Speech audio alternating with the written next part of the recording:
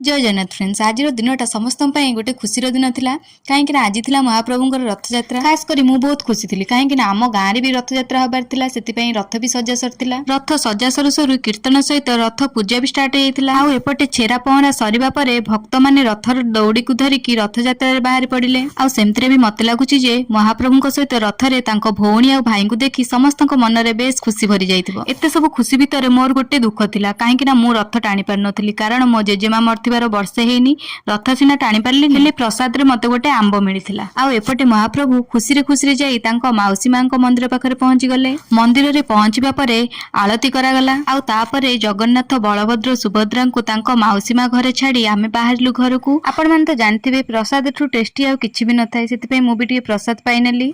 जेहेतु एटा महाप्रभुंकर प्रसाद थिला तो तार टेस्ट सबुठु भिन्न थिला। आउ हाँ आपण मानक सहित देखा नेक्स्ट ब्लॉग रे।